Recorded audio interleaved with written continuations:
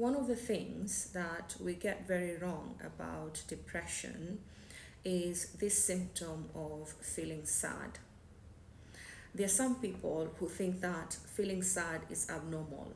And so when they experience sadness and they become aware that they're experiencing sadness, then they equate that to depression as an illness, not depressed as the adjective that we use to describe a specific emotional state.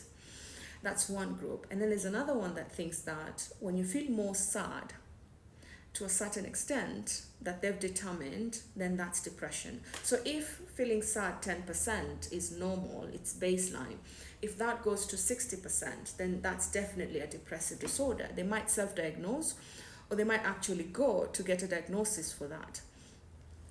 But feeling sad is not abnormal. Feeling sad is actually a very normal, natural emotion. There are many things that can make us sad without necessarily putting us in a depressive disorder.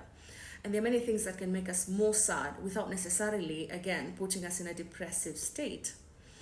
So, for example, if you don't get what you want, you're likely to feel sad. If people don't understand you, you might feel sad. If people don't listen to you, you might feel sad. If you feel unimportant, you might feel sad.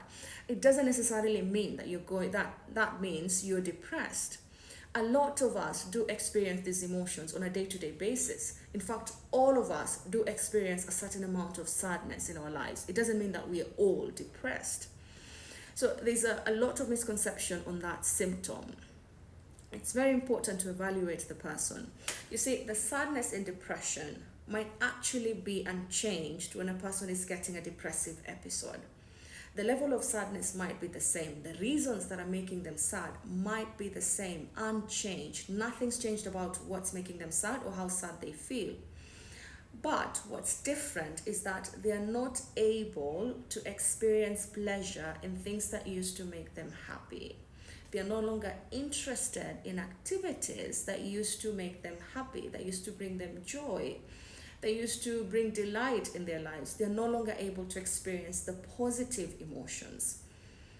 And because they're not able to experience the positive emotions, what they're left with to experience is the negative emotion, the sadness.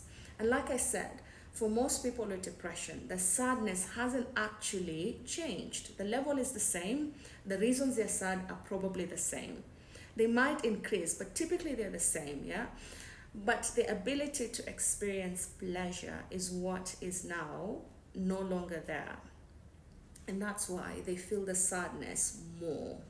And so it's very important when you're assessing a person with symptoms of depression to evaluate what they mean when they say that they're feeling sad most of the day, when they're feeling sad all of the day.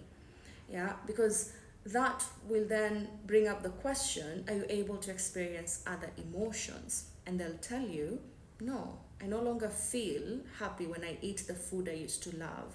I no longer feel affection when somebody gives me a hug. That's the symptom of anhedonia, loss of interest and loss of pleasure in things that used to be pleasurable before. I no longer feel joyful in conversations with people I used to enjoy. So they still engage in joyful conversations. They know that they're supposed to be joyful. They know that they're supposed to be happy and laugh, but they just don't feel it. And so, like I said, it's very important to assess a patient to understand what they mean when they say they're feeling sad or having a low mood.